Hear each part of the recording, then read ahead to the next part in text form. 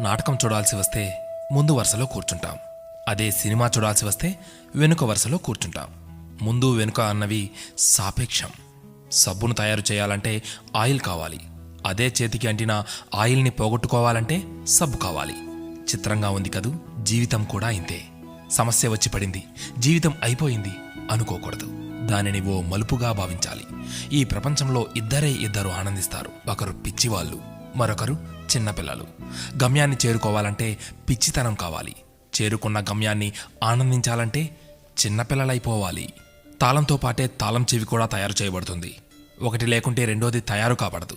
అలాగే పరిష్కారం లేకుండా సమస్య కూడా రాదు. తోటా కంటే శక్తివంతమైనది మాట. ఒక్క మాటతో సంబంధం తెంచేసుకోవచ్చు. ఒకే మాటతో లేని బంధాన్ని పెంచేసుకోవచ్చు కూడా. మనిషి సమాజంలో సూదిలా బ్రతకాలి కానీ కత్తెరలా కాదు.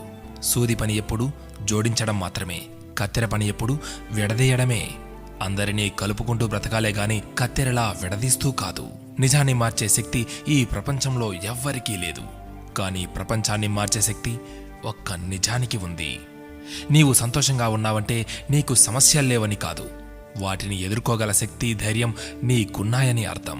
స్నేహితుడిని నీ దుఃఖ సమయంలోనూ, యోధుడిని యుద్ధంలోనూ, భార్యను పేదరికంలోనూ, గొప్ప వ్యక్తిని అతని వినయంలోనూ పరీక్షించాలి. చేసిన తప్పుకు క్షమాపణ అడిగినవాడు ధైర్యవంతుడు. ఎదుటి వారి తప్పును క్షమించగలిగిన వాడు బలవంతుడు. కష్టం అందరికీ శత్రువే, కానీ కష్టాన్ని కూడా చిరునవ్వుతో స్వీకరిస్తే అది సుఖమై నిన్ను ప్రేమిస్తుంది. ఓటమి లేనివాడికి అనుభవం రాదు, అనుభవం లేనివాడికి జ్ఞానం రాదు. గెలిచినప్పుడు గెలుపును స్వీకరించు, ఓడినప్పుడు పాఠాన్ని స్వీకరించు. ఓడిపోయి విశ్రాంతి తీసుకుంటున్నప్పుడు ఆ ఓటమి నేర్పిన పాఠాన్ని చదువుకో. నీవే గెలుస్తావు. ఎవరికైనా ఉండేది రోజుకు 24 గంటలు మాత్రమే. గెలిచేవాడు ఆ 24 గంటలు కష్టపడుతుంటాడు. ఓడేవాడు ఆ 24 గంటలు ఎలా కష్టపడాలా అని ఆలోచిస్తుంటాడు. అంతే తేడా. గెలవాలన్న తపన, గెలవగలను అన్న నమ్మకం, నిరంతర సాధన, ఈ మూడే నిన్ను గెలుపుకు దగ్గర చేసే సాధనాలు. నేను గెలవటంలో ఓడిపోవచ్చు, కానీ ప్రయత్నించడంలో గెలుస్తున్నాను. ప్రయత్నిస్తూ గెలుస్తాను, గెలిచి తీరుతాను.